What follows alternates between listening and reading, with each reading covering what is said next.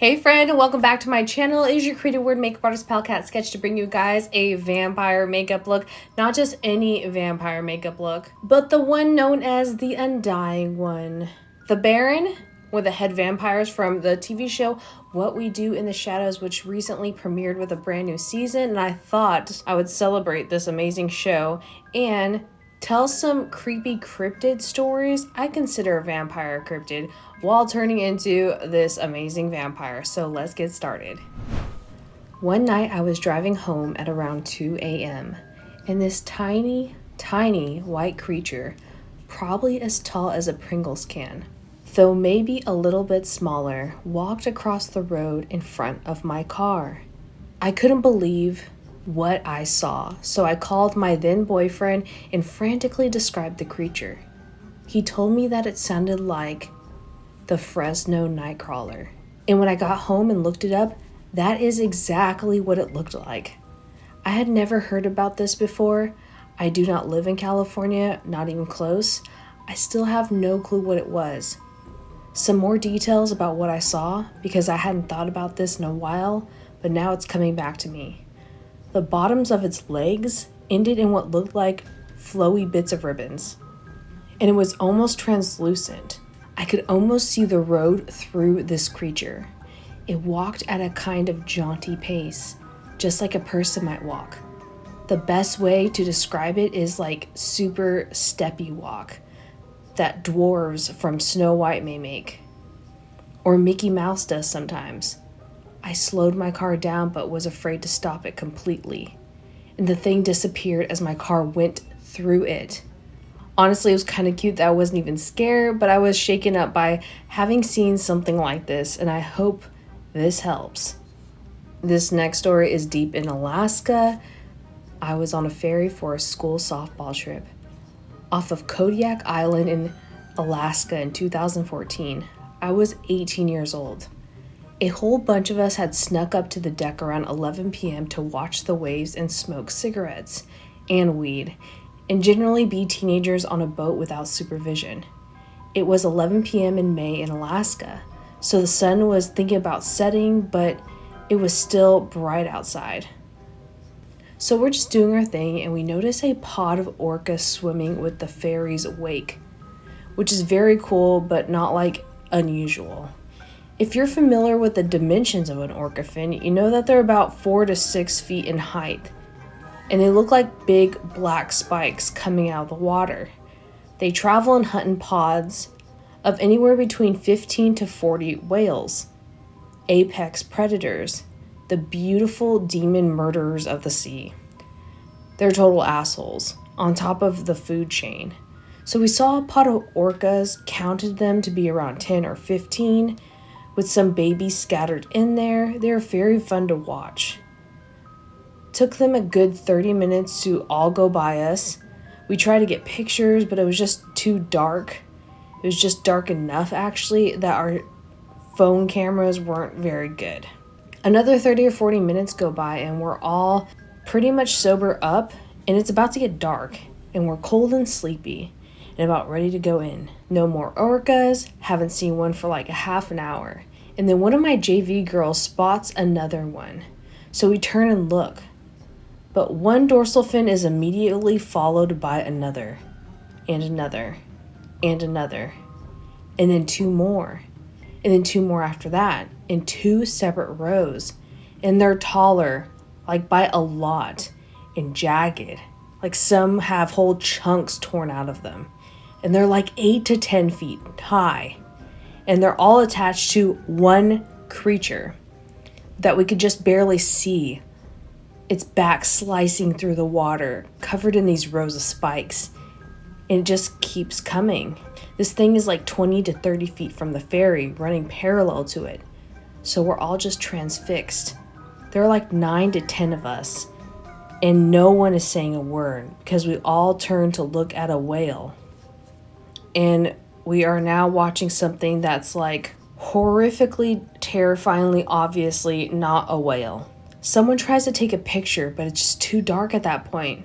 Only reason why we could see this thing is the light cast from the ferry's portholes. It's just one of those things you really wish you got a picture of. But we all just stand there completely scared and stiff and in awe. And we just watch this thing just keep surfacing for a good 6 to 7 minutes. Which means whatever it was long. Like 60 or 70 feet long or longer.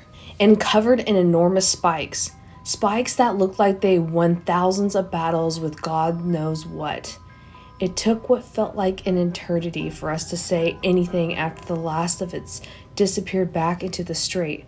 I mean, if you and like 80 of your friends had just all seen something that science wouldn't even know if it existed, and you had seen the exact same thing, and it was very obviously trailing, nay hunting, not one but 15 something apex predators, what do you even say to break the silence? That's the thing that eats me about the whole thing, is it was hunting.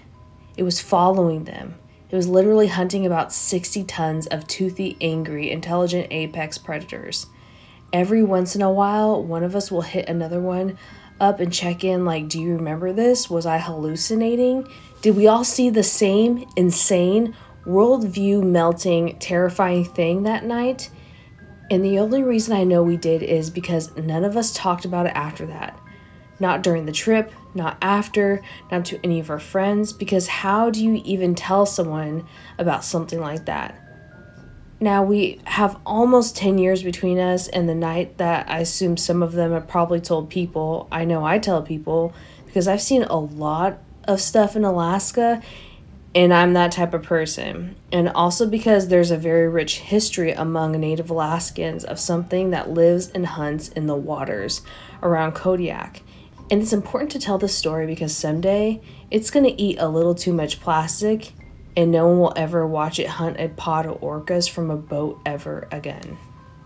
Alright, so this was back in the late 90s when myself and 2 friends were staying at their vacation home down one of the local rivers. The house was around 3 small bedrooms and had a sitting room, a kitchen, and an extra small external bathroom. It's on a privately owned island that wasn't theirs, but which was used for cattle grazing. And it's about 3 to 4 square miles in area. It's accessible only by dirt road, which takes all of about 30 minutes to travel down, as it bends and winds through the dense cypress swamps full of alligators and marsh plains. Along the road, there is one other house, just as you get onto the island, which has long been abandoned. This old 2-story plantation-style home was supposedly abandoned when the owners, a married couple, their child suffered a fatal accident, and they couldn't stand being there anymore. Aside from my friend's house, the cattle farmer's home, and one other vacation home, the abandoned property is the only other structure on the island. Well, my friends and I were out on the dock doing some night fishing, trying to land a shark or something to throw on the grill. But we hadn't had much luck. The river was as smooth as glass, which was really unusual because of where the dock is. The current there is usually very strong, even during tide shifts. We sat and chatted, waiting for a bite, up until around 11 p.m. Then off to our right towards the coast, we heard a loud tone or wail, which sounded like a mix between like ship's horn and maybe a wolf howl or something similar. An important note is that the island by car is nearly an hour from deep water access and probably more from the actual ocean. So the likelihood that the sound was a large ship is like very low. So anyway, we are startled by the sound, and even my friend, who's been spending his summers there since he was practically in diapers, had never heard this noise before and was bothered by it. So we decided to pack it in, and since we weren't catching anything anyway, we had nearly gotten all our equipment back to the house when my second friend heard it. Coming from down the road back towards the island access was what sounded either like a cat meowing or a child crying. We all stood in silence, listening and trying to figure out what it was and where it was coming from. After listening for about 5 minutes, we decided to hop in the truck and drive down the road a ways, with the windows down so we could try and find out what was making this sound. What started out sounding like a cat was made clear as we got further up the road. That was not the case. We could clearly hear a child, and it sounded like it was saying, "Help me." We drove very slowly, calling out, and we waited for a few minutes. And we hear, "Help me," again. But always further up the road towards the swamps and the old abandoned house. We were seriously freaked out, because if there was a kid out there, why would they be going away from our calls and light into the swamp? We nearly made it all the way to the abandoned house when the sound just stopped. We waited for nearly an hour and we never heard it again. We marked it up as nerves and headed back to the river house, assuming it had been an animal after all, and that we were probably just imagining it saying actual words. Well, after we got back inside and settled in for the night, we started hearing it again. But as time passed, it came closer to us. We went out and called again, and the sound came closer. This went on for hours. Well, we decided we would try one more time to see if there was a kid lost or something. Again, it's important to note that we are miles from the nearest group of people, and the noise sounded like a child. Think like a 4-year-old kid. But once we got out of the truck again, the noise just stopped. It's now nearly 3 o'clock in the morning, and we've been out in the sun fishing and swimming all day, so we were all tired, and after driving around a bit, calling out again, with no luck, we decided to just give up. We get back inside again and get into our beds. Then we heard it, clear as a bell, "Help me," right outside of the house. But it sounded so strange, like an echo, if that makes any sense, like it was close but far away too. And like hell if any of us were brave enough to even go commando and leave the house, but we went out onto the porch, which was screened in for bugs, and we listened. As soon as we went out, it would stop.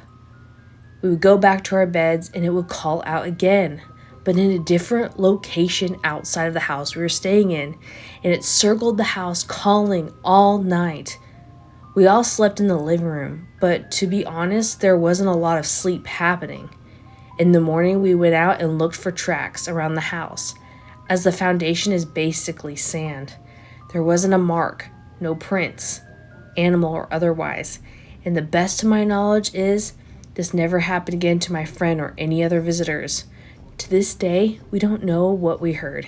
It probably is the most supernatural occurrence I've ever experienced. And that's the conclusion of our creepy cryptid stories. I hope you guys enjoyed me turning into the Baron from What We Do in the Shadows. Leave me a comment on what videos you would love to see in the future for Halloween looks. I would love to hear from you. This was so much fun to create. I hope you enjoyed watching and listening to the creepy tales. I'll see you guys in the next video. Love y'all. Bye.